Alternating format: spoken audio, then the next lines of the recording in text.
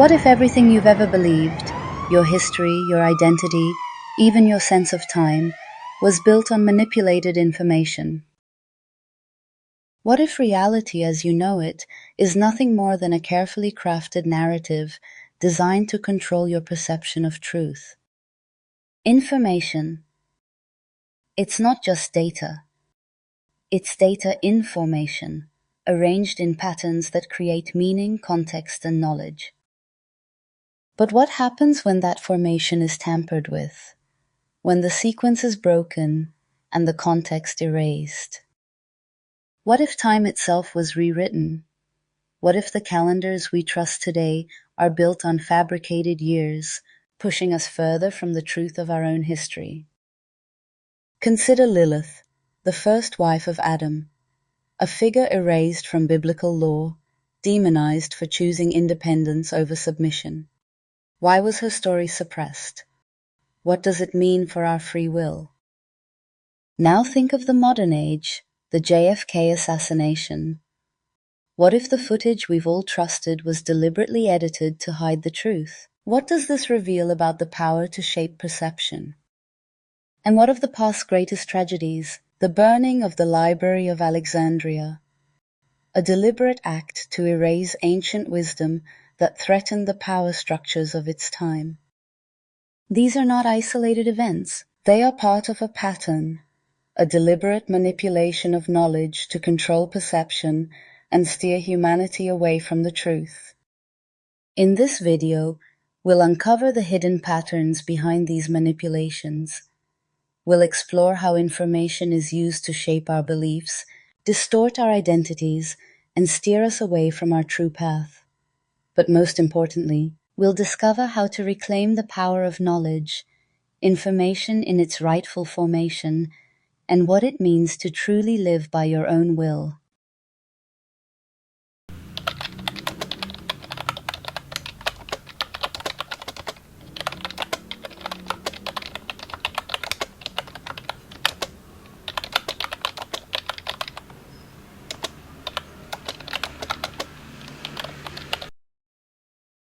Knowledge is power, but only when it's in formation. Throughout history, those who understand this have wielded information as a tool, not just to educate, but to manipulate. Think of knowledge as a puzzle.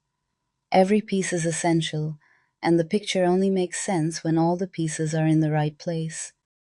But what happens when pieces are hidden, swapped, or rearranged? The puzzle becomes distorted, just like knowledge. From sages to politicians, leaders throughout history have understood that controlling information means controlling perception. By deciding what is seen, heard, or believed, they could maintain power, suppress dissent, and shape reality itself.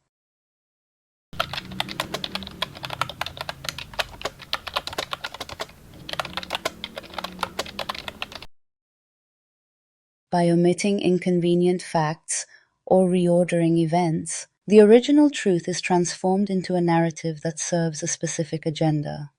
In some cases, truths are outright suppressed, lost to time, or deliberately erased, leaving us with only fragments of what once was. Propaganda takes it a step further. It doesn't just distort the truth, it fabricates a new one, designed to control not just what you think, but how you think. When knowledge is fragmented, when its formation is broken, it loses its power. It becomes noise, useless information that confuses instead of enlightens. But why is this so dangerous? Because when we lose the ability to discern truth from manipulation, we also lose our ability to think critically and live authentically. We begin to see the world not as it is, but as someone else wants us to see it. Understanding how knowledge becomes distorted is the first step toward reclaiming it. Only by piecing together the truth can we restore information to its rightful formation and use it as a tool for empowerment, not control.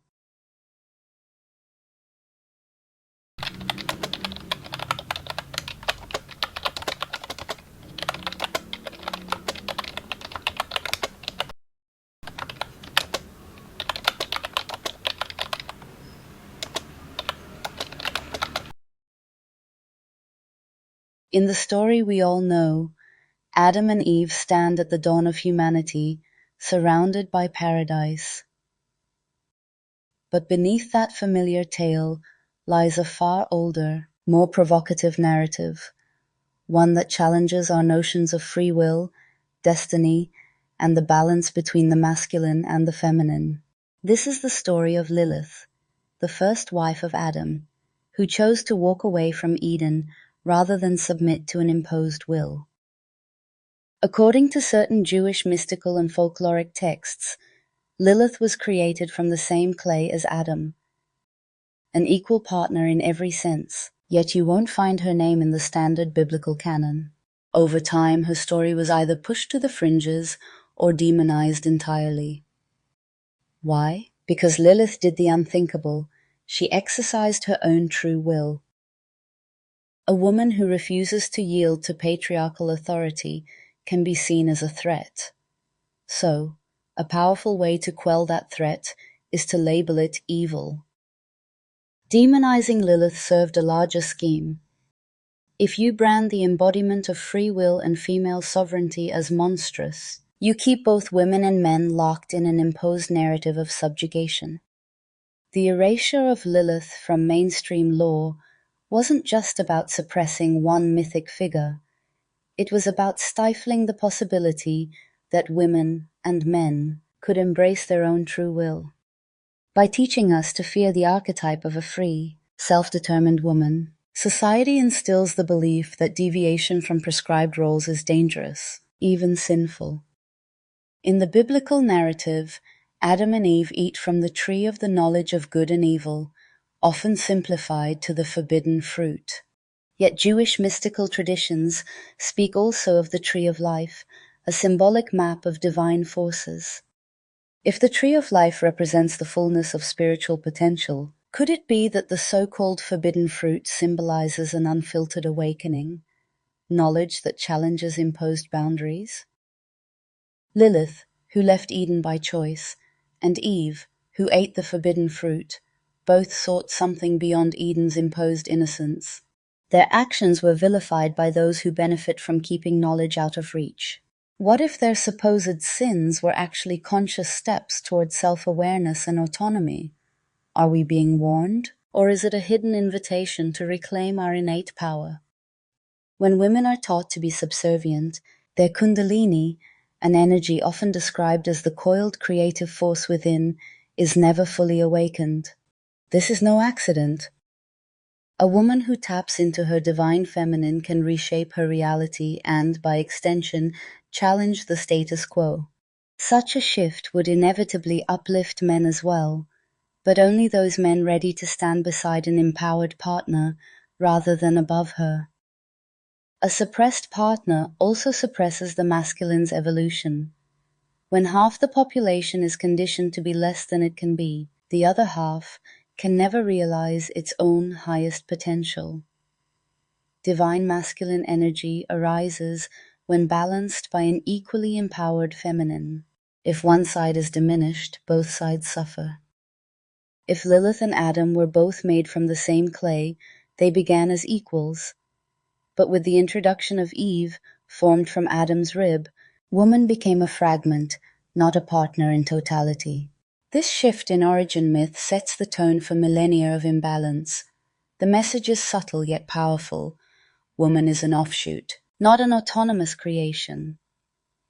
And so the struggle for divine unity endures, with men and women forever trying to reconcile two different essences. Lilith's story isn't isolated. Throughout history, any challenge to imposed will, any expression of independence or forbidden knowledge has been branded as heresy, witchcraft, or conspiracy. If something can set you free, it's labeled dangerous. If it can expand your consciousness, it's deemed sinful. Why? Because a truly empowered individual is far harder to control. Divide and conquer is an age-old strategy. A society where men and women are united in mutual empowerment is a society less vulnerable to manipulation. Lilith's demonization is one thread in a tapestry of control, Relegating Lilith to the shadows was never just about one woman's mythic story. It was, and still is, about controlling the narrative of our shared human potential. It's about pitting imposed will against true will, forcing us to choose comfort over the risk of self-discovery.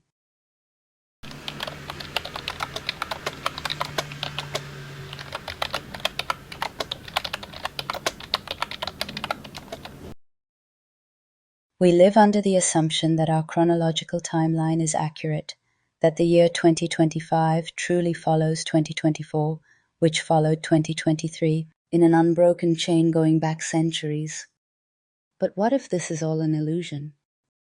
What if up to 300 years of recorded history, entire empires, kings, and events were fabricated to serve the ambitions of powerful rulers and religious authorities? This radical idea is known as the phantom time hypothesis. German historian Heribert Illig first presented the phantom time hypothesis in 1991. He argued that roughly 297 years, from AD 614 to AD 911, were artificially inserted into our timeline.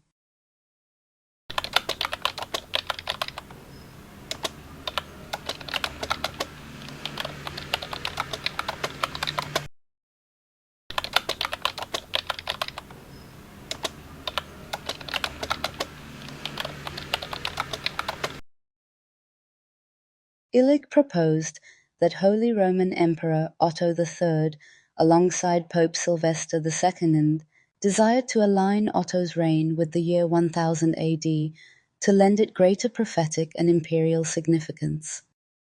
Altering existing records and documents, effectively inventing entire historical periods, would legitimize Otto's power in a symbolic millennial year. One of the strongest pillars supporting the phantom time hypothesis is the striking lack of physical evidence for what historians label the early Middle Ages, roughly the 7th to early 10th centuries. If this era truly spanned nearly 3 centuries, why do we find so few tangible remnants?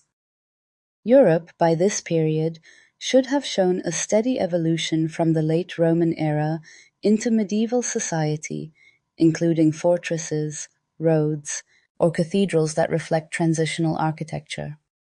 Yet many archaeologists admit that impressive datable structures from AD 614 to AD 911 are markedly scarce. A significant portion of source material for the early Middle Ages consists of manuscripts copied centuries later, and original documents from AD 700-900 are notoriously rare. Phantom time theorists argue this gap in primary sources is exactly what you'd expect if these centuries never existed in the first place.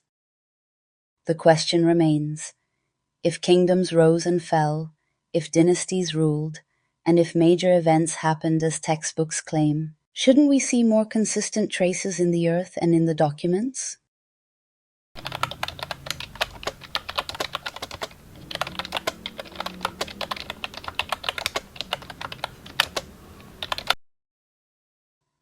We see suspicious overlaps in style, technique, and even construction timelines between structures supposedly built hundreds of years apart. Romanesque architecture is generally dated from around the 10th to 12th centuries, post-dating the era in question. Yet across Europe, some buildings show Romanesque features that appear seamlessly connected to late Roman engineering methods, with little sign of the iterative evolution we'd expect over centuries. Phantom time theory suggests that if the missing centuries never happened, then the Romanesque style might have evolved more directly from late Roman techniques than mainstream chronology allows. Comparisons of stonework, masonry patterns, and decorative motifs reveal near-identical craftsmanship in structures officially dated centuries apart. If the official timeline is correct, we should see gradual innovation, or at least a more obvious shift in technique over time. If cathedrals from the 8th century and those from the 11th century share strikingly similar hallmarks, it may not be a coincidence. It could be evidence that the timeline we've Inherited compresses or outright invents centuries to align with political agendas. Astronomy is often seen as the gold standard for dating past events. After all, celestial phenomena like eclipses or comets follow predictable patterns that can be calculated backward. Medieval chronicles mention solar eclipses on specific days that do not match modern astrophysical calculations. If the timeline is correct, these records should align perfectly with known eclipse paths. Such mismatches are easiest to explain if scribes were recording events for fictitious years, or if the entire date system had been shifted. Halley's Comet, orbiting roughly every 75-76 years, offers a reliable historical marker, yet references to it in early medieval manuscripts sometimes appear at times that deviate from what current science would expect. Even if the evidence is compelling, why would anyone go through the trouble of inventing centuries? The short answer: power, both secular and religious. In Illig's theory, Otto III wanted his reign to coincide with 1000 AD, a date loaded with millennial significance. By rewriting records, the imperial court and the church could solidify Otto's status as the ruler of a new holy age. Manipulating time on paper isn't unimaginable if the main keepers of records, church scribes and court historians, were compliant or complicit. Throughout the Middle Ages, the Catholic Church held near monopolistic power over literacy, education, and record-keeping. A grand chronological adjustment would be feasible if orchestrated by authoritative religious figures who shaped the archives. Controlling time is the ultimate form of historical control, shaping not only how we see the past, but how we perceive the present and future. What does it mean if 3 centuries were inserted into the timeline? It means the carefully arranged puzzle of history, our collective memory, would be missing crucial pieces, leaving us with a distorted sense of continuity and cause and effect.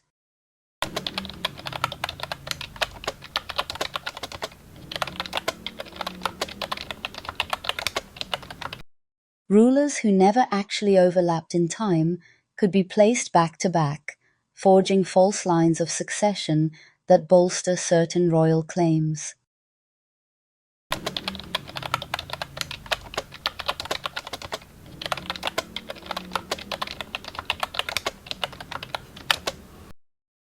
If some catastrophic occurrence or inconvenient truth lay in that erased period, it could be effectively wiped from collective memory.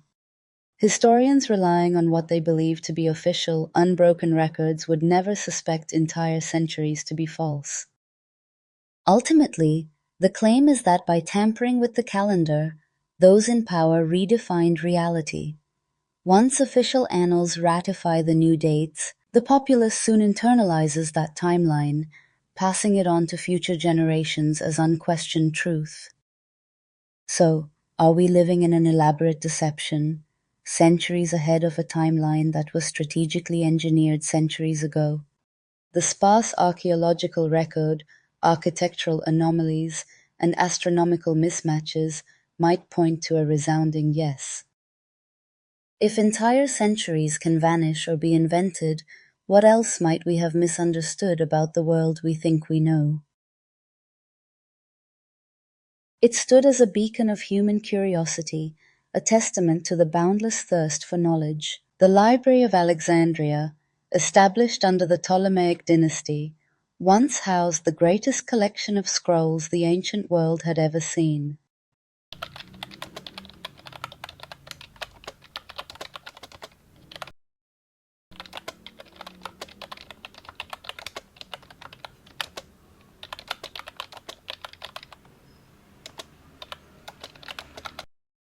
Founded around the 3rd century BCE by either Ptolemy I Soter or his successor Ptolemy II Philadelphus, the Royal Library formed the heart of the Museion, a state-funded research institution.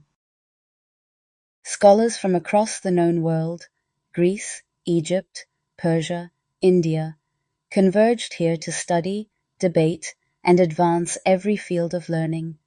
Ancient sources vary, but estimates suggest 200,000 to 700,000 scrolls, possibly including unique works by Homer, Sophocles, Plato, and numerous scientific treatises by luminaries like Euclid, Eratosthenes, and Archimedes.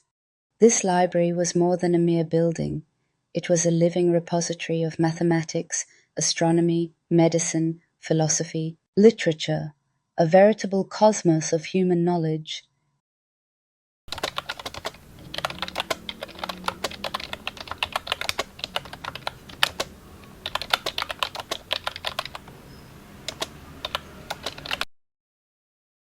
During the Roman Civil War, Julius Caesar found himself in Alexandria, besieged by Egyptian forces. Some accounts suggest he ordered ships in the harbor to be set aflame, inadvertently spreading fire to the docks and, by extension, the library. It marked the first known blow. By the time Arab forces captured Alexandria in the 7th century, the once grand library was barely a shadow of its former self, if it existed in any significant form at all. Many later legends claim that a final burning under the orders of Caliph Umar completed its ruin. However it happened, the end result was indisputable. The greatest storehouse of ancient wisdom vanished from history.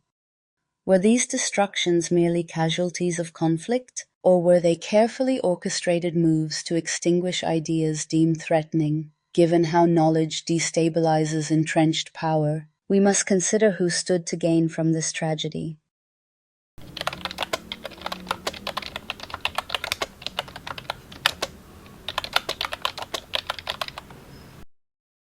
When we lose texts that question religion, refute political doctrine, or offer alternative worldviews, we lose the chance to learn from them. The Library of Alexandria's destruction wasn't just a loss of books, it was the forced amnesia of entire civilizations.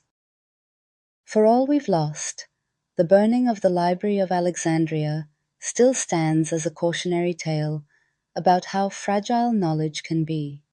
A single bonfire, be it fueled by conquest, fanaticism, or calculation, can cast a centuries-long shadow over human progress. How different might our world look if the scrolls of Euclid, Aristarchus, Archimedes, and countless others had survived uninterrupted? Would we have harnessed steam power or embraced a heliocentric universe far earlier? Perhaps we'll never know. But one truth remains. Every time knowledge disappears, whether by flame or censorship, the human story grows poorer. The question is, whose interest did that serve?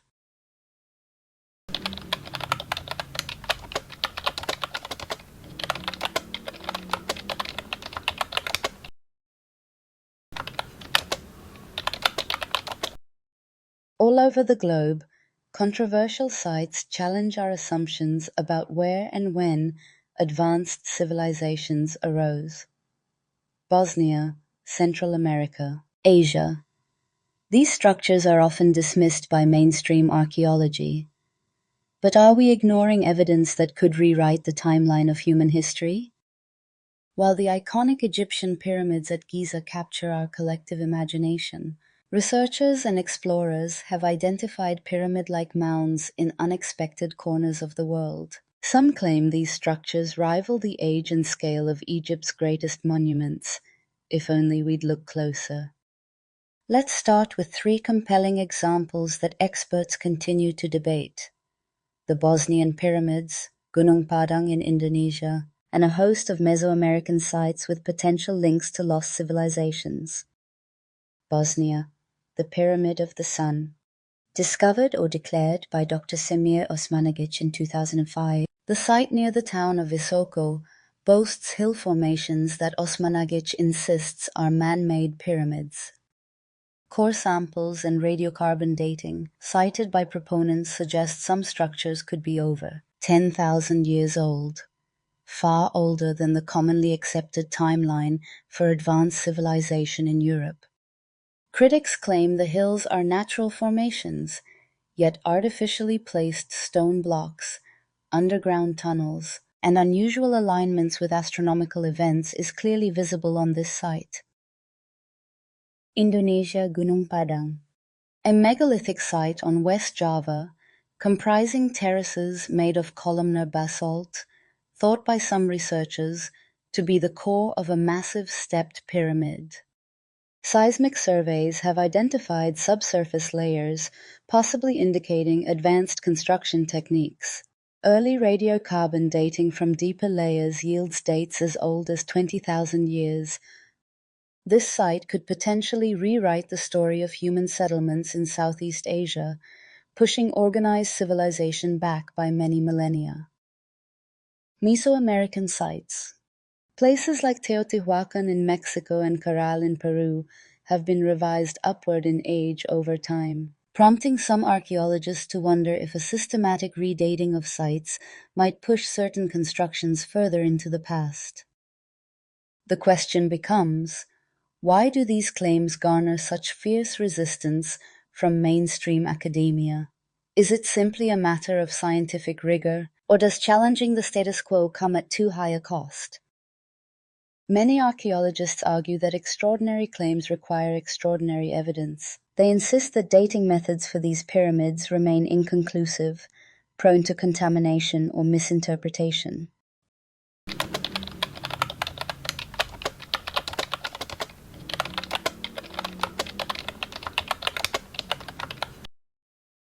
If advanced construction projects appeared in places we associate with hunter-gatherer phases, did humans develop architectural feats earlier? The use of megalithic stone, precise alignments with celestial bodies, and potential advanced tool marks could imply a technology level previously not credited to these regions or eras. Similar pyramid designs across continents raise questions. Did global travel or shared knowledge networks exist millennia before written records suggest? Each site hints at the possibility of a deeper, older layer in humanity's story. Whether these structures are truly older than mainstream timelines permit or not, the debate itself highlights just how fragile our accepted narratives can be. If these ancient formations prove authentic and far older than believed, then like the phantom time hypothesis or the lost scrolls of Alexandria, they reveal how easily knowledge can be overlooked, dismissed, or suppressed. Are we staring at the remnants of forgotten civilizations? Civilizations that might redefine our understanding of where, when, and how humanity first rose to greatness. Few events of the 20th century have sparked as many questions, debates, and conspiracy theories as the assassination of President John F. Kennedy. Officially explained by the Warren Commission, this tragic moment has been dissected countless times, yet key details remain hotly contested. Could the manipulation of evidence, particularly film footage, have shaped our collective memory of that fateful day?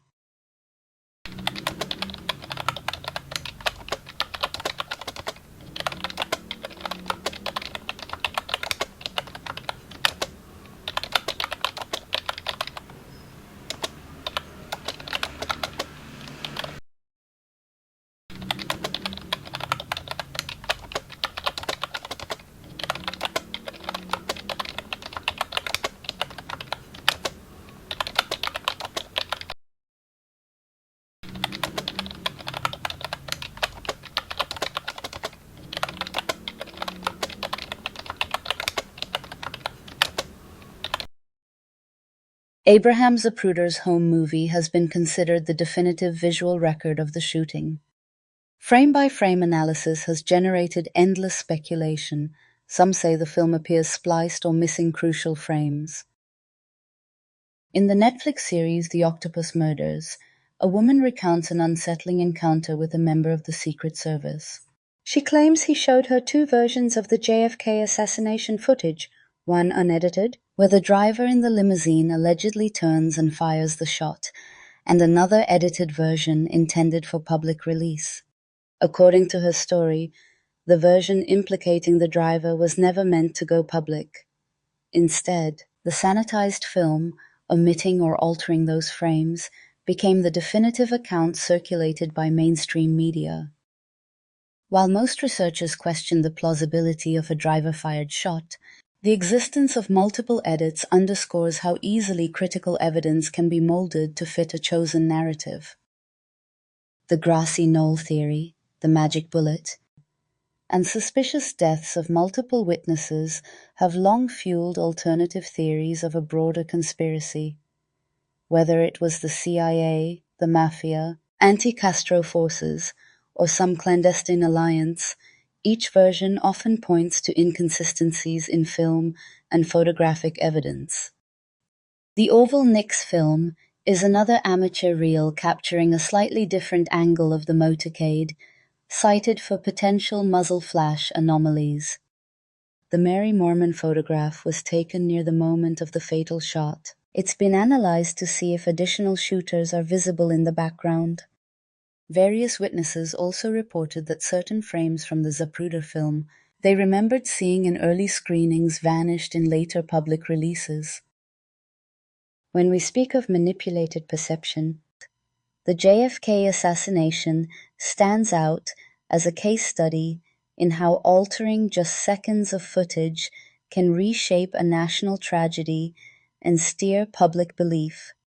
Much like rewriting entire centuries, the phantom time hypothesis, or destroying libraries, Alexandria, manipulating a single piece of footage can effectively fracture our collective understanding, turning knowledge that should be information into fragments of rumor, speculation, and half-truth. Whether or not you believe the Warren Commission, the very debate illustrates how crucial unedited information is for genuine comprehension. If footage is doctored or frames are omitted, our sequence of events is corrupted. The result?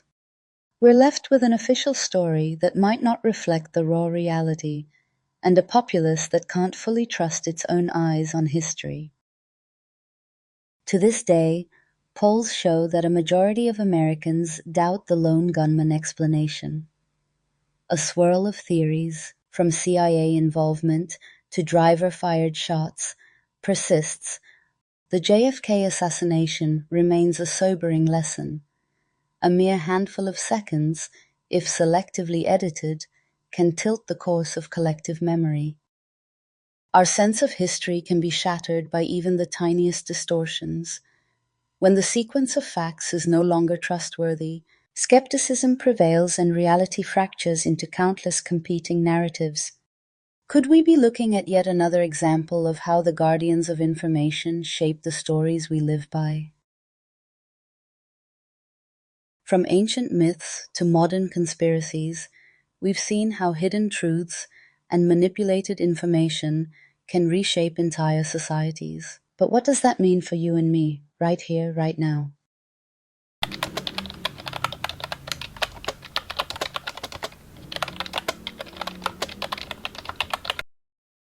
What is imposed will? It's the collection of beliefs, norms, and expectations we inherit from our culture, religion, family, and media. It tells us what to value, whom to obey, and how to think. Like a pre-written script, we follow it, often without realizing we're not the authors. We're bombarded from birth with rules and roles, how to dress, whom to marry, what career to pursue, often masquerading as personal choice. Powerful institutions historically set the boundaries of what's acceptable, marginalizing or demonizing any deviation.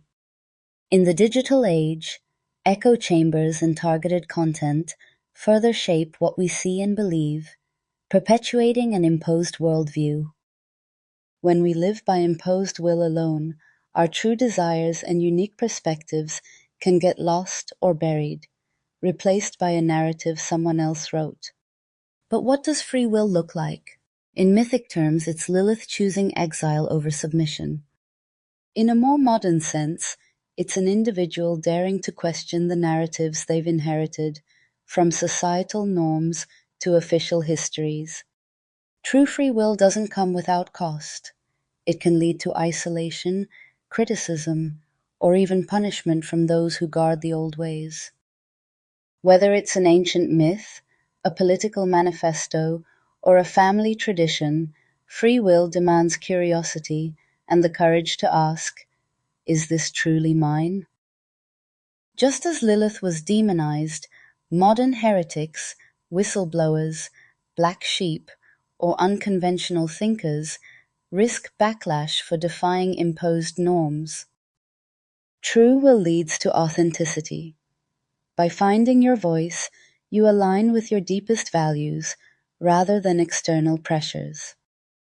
When you embrace your own will, you open doors to innovation, creativity, and spiritual insight, yet you also step outside the comfort zone where most people reside.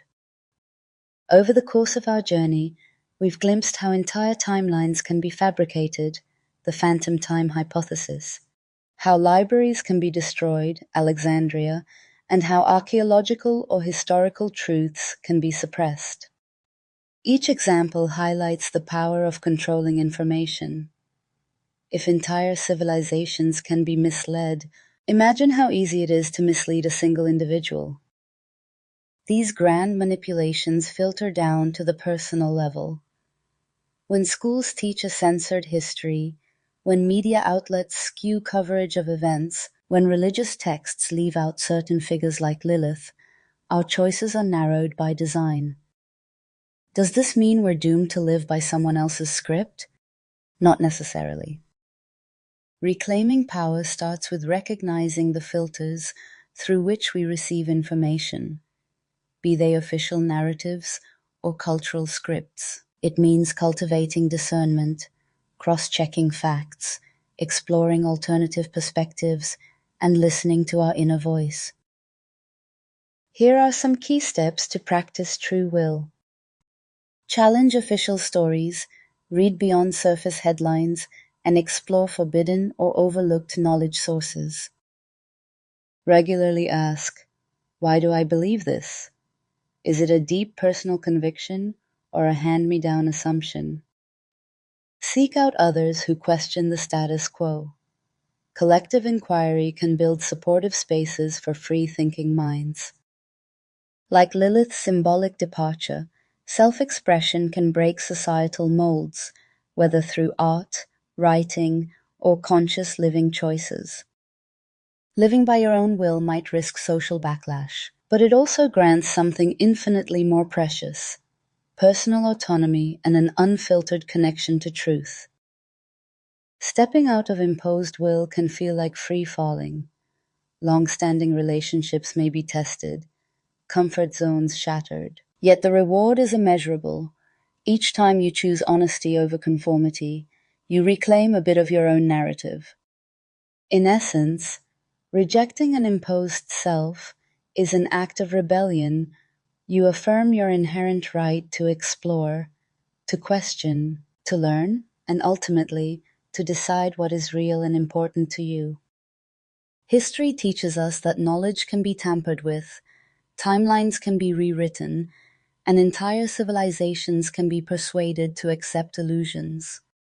The antidote to imposed will lies in your willingness to seek, to doubt, to discover, and to stand firm in your own convictions, no matter how unpopular they may be. Will you heed the old scripts, or will you write your own story? The choice, like free will itself, belongs to you alone.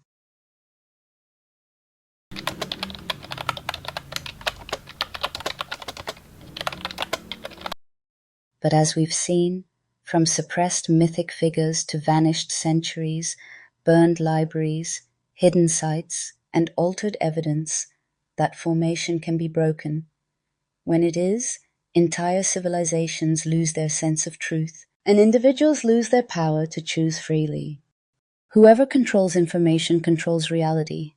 Yet even fragmented, these pieces hint at a larger truth. Knowledge can be pieced back together. Myths can be re-examined, evidence can resurface. Look at the patterns. It's not coincidence. Disordered information keeps us from realizing our true will, Whether you call it propaganda or preservation of power, the result is the same, a narrative that benefits a select few while limiting the rest. But it doesn't end in tragedy. We can dig beneath the official story, explore primary sources, seek alternative viewpoints, compare evidence. In doing so, we rebuild the sequence of events. Each time a hidden site is investigated, a dismissed theory is revisited, or a censored figure is rediscovered, we restore a piece of our collective puzzle. We re-establish the context needed for true understanding, and ultimately, for genuine free will. Our ability to choose depends on accurate knowledge. By seeking out the unedited, the uncensored, the unorthodox, we reclaim that most precious of human gifts, the freedom to decide for ourselves. Now, it's your turn. Do you accept the narratives handed to you, or do you dare to re-examine them? I've shared the puzzle pieces. What you do next is up to you. If you found this exploration of hidden truths and manipulated histories enlightening, let your voice be heard. Please comment below with your thoughts, questions, or requests for future videos. Share this episode if you believe more people need to question the official story. And don't forget to like and subscribe. Every click helps me bring more lost knowledge and new perspectives to light. Become part of a community that refuses to settle for half-truths or imposed will. Because reclaiming formation is not just a historical exercise, it's a personal one. Thank you for joining me on this journey. Stay curious, stay questioning, and together, let's piece reality back into formation, one fragment at a time.